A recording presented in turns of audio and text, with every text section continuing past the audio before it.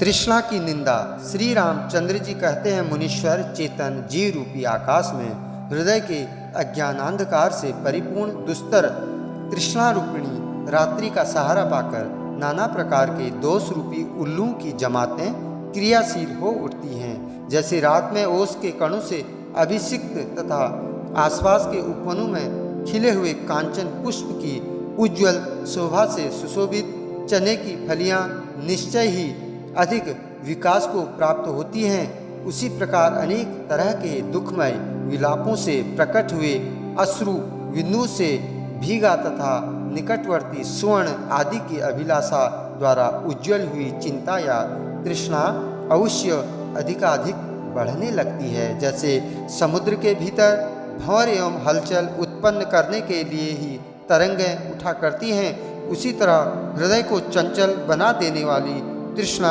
अंतःकरण में भ्रम एवं आकुलता पैदा करने के लिए ही उस सीमा तक आ पहुँचती हैं जहाँ वह धनादि की प्राप्ति के लिए कष्टप्रद उत्साह को बढ़ावा देती हैं। यद्यपि तृष्णा के वेग को रोकने के लिए यह चित्तरूपी चातक नाना प्रकार की चेष्टाएं करता है, तथापि जैसे आधी सड़े गले तिनके को न जाने कहाँ से कहाँ उड़ा ले जाती है, उसी प्रकार कलंकिनी तृष्णा ने इसे न जाने कहाँ किस अयोग्य अवस्था में पहुँचा दिया। जैसे जाल में फंसे हुए पक्षी अपने घोंसले में जाने की शक्ति से वंचित हो वहीं शोक दुख से मोहित हो जाते हैं, वैसे ही हम लोग चिंता या तृष्णा के जाल में फंसकर अपने पारमार्थिक स्वरूप को प्राप्त करने में असमर्थ हो मोह में डूबे रहते हैं।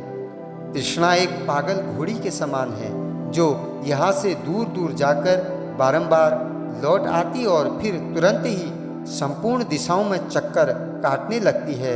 जैसे घटी यंत्र के ऊपर लगी हुई रस्सी के घट के साथ सदा ऊपर नीचे आती रहती है, जड़ या जल से संबंध रखती है, अपने भीतर गांठें रखती है एवं चंचल बनी रहती है, उसी तरह यह तृष्णा धर्म और अधर्म के अनुसार सदा स्वर्ग तथा नरक में गमनागमन कराती, चेतन और जड़ की ग्रंथि से जुड़ी रहती, जड़ पदार्थों से संबंध रखती और सदा विशुद्ध बनी रहती है, जो देह के भीतर मन में गुथी हुई है, जिसका छेदन करना प्रायः सभी के लिए अत्यंत कठिन है। उस तृष्णा के द्वारा मनुष्य उसी प्रकार शीघ्र भारवाही बना लिया जाता है, जैसे रास की रस्सी बैल को तत्काल भार ढोने के लिए विवश कर देती है, जैसे बहेलिए की स्त्री पक्षियों को फंसाने के लिए जाल बनाती है, उसी प्रकार सदा आकर्षणशील स्वभाव वाली तृष्णा लोगों को फंसाने के लिए स्त्री पुत्र और मित्र आदि की परंपरा रचती रहती है।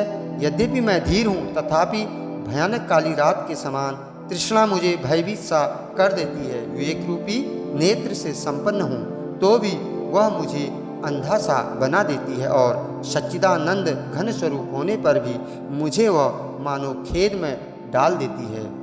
तृष्णा को काली नागिन के समान समझना चाहिए। वह सहस्रों कुटिलताओं से भरी हुई है, विषय भोग सुख ही उसका कोमल स्पर्श है, वह विषमता रूपी विष को ही उगलती है और तनिक सा स्पर्श हो जाने पर भी डस लेती है। इतना ही नहीं, तृष्णा काली कलुटी राक्षसी के समान भी बताई गई है। वह पुरुषों के हृदय का भेदन करने वाली तथा मायामय जगत को रचने वाली है, दुर्भाग्य प्रदान करने वाली तथा दीनता की प्रतिमूर्ति है। पर्वत की गुफा में एक प्रकार की लता होती है जो सूर्य किरणों के न मिलने से सदा अत्यंत मलिन रहती है। वह खाने में कड़वी और परिणाम में उन्माद का रोग पैदा करने वाली है। उसकी बेल बहुत लंबी होती है और उसमें रस की मात्रा बहुत अधिक रहती है। यह तृष्णा भी उसी लता के समान निरंतर अत्यंत मलिन परिणाम में दुख से पागल बना देने वाली वासना रूपी विशाल तांतों से युक्त तथा विषयों में गहरा स्नेह पैदा करने वाली है। जैसे ऊंचे वृक्षों की शाखा के अग्रभाग में स्थित सूखी हुई मंजरी पुष्प शून्य निष्फल तथा कंठ का कीर्ण होने के कारण आनंददायी नहीं होती, उसी प्रकार तृष्णा सर्वथा शून्य निष्फल व्यर्थ विस्तार को प्राप्त होने वाली अमंगलकारिणी और क्रूर है। यह कभी सुखदायिनी नहीं होती। संसार रूपी विशाल वन में तृष्णारूपिणी विष की बेल फैली हुई है। जरा मृत्यु आदि ही इसके फूल तथा विनिपात और उत्पात ही फल हैं। मुने, चिंता चंचल मोरनी के समान है। मोरनी वर्षा की बूंदें पड़ने पर बारंबार नृत्य करती है। शरद ऋतु का प्रकाश आ जाने पर शांत हो जाती है और दुर्गम स्थानों में भी पैर रखती है। इसी तरह तृष्णा भी कुहरे के समान मोह के आवरण में स्फुरित होती है, नाच उठती है। विवेक का प्रकाश छा जाने पर शांत हो जाती है और असाध्य वस्तु में भी पांव रख देती है। केवल वर्षा काल में इतराकर बहने वाली छोटी नदी और तृष्णा में बहुत कुछ समानता है। वह नदी वर्षा के अतिरिक्त समय में चिरकाल तक जल शून्य पड़ी रहती है। वर्षा ऋतु में भी बीच बीच में जब वृष्टि रुक जाती है वह जल से खाली हो जाती है, परंतु पानी बरसने पर उसमें क्षण भर में बाढ़ आ जाती है और जल की बहुत सी उत्ताल तरंगें उठने लगती है। इसी प्रकार तृष्णा भी चिरकाल तक फल शून्य ही रहती है। कभी कभी सफल होने पर भी बीच बीच में फल शून्य हो जाती है। जड़ पदार्थों में ही इसे अधिक आनंद मिलता है और क्षण भर में ही यह उल्लसित हो उठती है। चारे के लोभ से चंचल हुई चिड़िया जैसे फल शून्य खड़े हुए वृक्ष को छोड़कर दूसरे दूसरे फलयुक्त वृक्ष पर चली जाती है, उसी प्रकार तृष्णा भी विवेकी एवं विरक्त पुरुष को छोड़कर विषयासक्त पुरुष के पास चली जाती है। तृष्णा और चंचल बंदरिया दोनों का स्वभाव एक जैसा है। वे दुर्गम स्थान में भी पैर रख देती हैं, तृप्त हो जाने पर भी नए नए फल की इच्छा करती हैं और विषय रूप एक स्थान पर अधिक काल तक नहीं ठहरती। तृष्णा हृदय रूपी कमल में निवास करने वाली भ्रमरी है। यह क्षण भर में पाताल को चली जाती है, फिर दूसरे ही क्षण आकाश की सैर करने लगती है और क्षण भर में ही दिगंत रूपी निकुंज में मंडराती दिखाई देती है।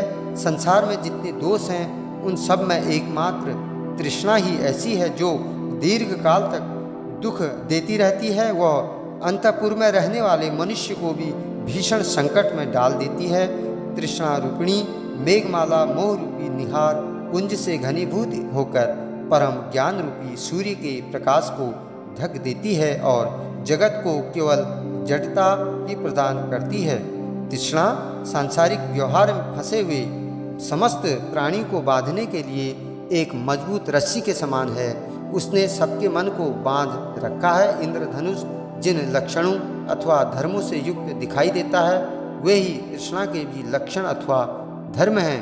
वह इंद्रधनुष की ही भांति बहुरंगी, गुणहीन, विशाल, मलिन आधार पर स्थित शून्य रूप और शून्य में ही पैर रखने वाली है। तृष्णा गुण रूपी हरी भरी खेती को नष्ट करने के लिए वज्रपात के समान है। आपत्तियों को बढ़ाने के लिए उस शरद ऋतु के तुल्य है, जिसके आने पर धान आदि की खेती पकी हुई बालों से संपन्न हो जाती है। तत्व ज्ञान रूपी कमलों का विध्वंस करने के लिए ओले के सदृश और अज्ञान रूपी अंधकार की वृद्धि के लिए वह हेमंत की लंबी रात के समान है। तृष्णा इस संसार रूपी नाटक की नटी है। प्रवृत्ति रूप नीड में निवास करने वाली पक्षिणी है। मनोरथ रूपी महान वन में विचरने वाली हरिणी है और काम रूपी संगीत को उद्बुद्ध करने वाली वीणा है। वह व्यवहार रूपी समुद्र की लहर है। मोह रूपी मतवाले गजराज को बांधे रखने के लिए सांकल है। सृष्टि रूपी वट वृक्ष की सुंदर वरोह है और दुख रूपी कुमुदों को विकसित करने वाली चांदनी है। इतना ही नहीं, तृष्णा जरा मृत्यु रूप दुखमय रत्नों का संग्रह करने के लिए एकमात्र रत्न पेटिका है तथा आदि व्याधि रूप विलासों का नित्य विस्तार करने वाली मदमत्त विलासिनी है।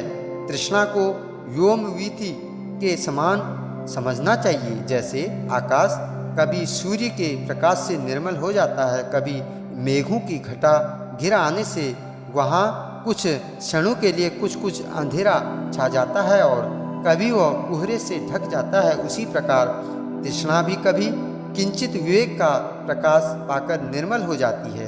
विवेक न होने पर अज्ञान से मलिन रहती है तथा कभी कुहरे के समान मोह से आवृत हो जाती है। जब तक विष विशेष के उद्भव से प्रकट होने वाले विसूचिका नामक रोग के समान मृत्यु की हेतुभूता तृष्णा पीछे लगी रहती है, तभी तक यह चंचल चित्त मूढ़ जन समुदाय मोह को प्राप्त होता रहता है। लोग विषयों का चिंतन त्याग देने से ही अपने संपूर्ण दुख को दूर कर सकते हैं। विषय चिंतन का त्याग ही तृष्णारूपिणी विसूचिका के निवारण का मंत्र कहा गया है।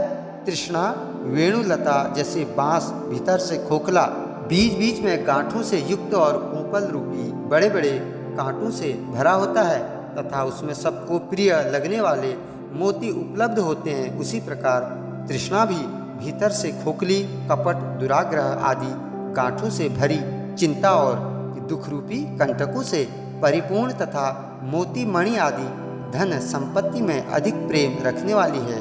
फिर भी यह बड़े आश्चर्य की बात है कि परम बुद्धिमान ज्ञानी जन विवेक की चमचमाती हुई तलवार से उस दुष्छेद्य चिंता को भी काट डालते हैं। ब्रह्मन जीवों के हृदय में रहने वाली यह तृष्णा जैसी तीखी है वैसी तीखी न तो तलवार की धार है, न वज्राग्नि की लपटें हैं और न आग में तपाए हुए लोह कणों की चिंगारियां ही हैं। तृष्णा दीप शिखा के समान कही गई है। जैसे दीपक की शिखा बीच बीच में उज्ज्वल, अंत में काली होती है, उसका अग्रभाग तीखा होता है, उसमें तेल और लंबी सी बत्ती रहती है, वह प्रकाशमान होती है और दाह के कारण उसका स्पर्श दुस्सह होता है। उसी प्रकार तृष्णा भी बीच में भोग वैभव से उज्ज्वल और अंत में दुख एवं मृत्यु देने वाली होने के कारण काली होती है। उसका अग्रभाग या आरंभ भी सताने वाला होता है। वह स्त्री पुत्र आदि के स्नेह से पूर्ण तथा बाल्य, यौवन, बुढ़ापा नामक अवस्था विशेष रूपी बत्तियों से युक्त होती है।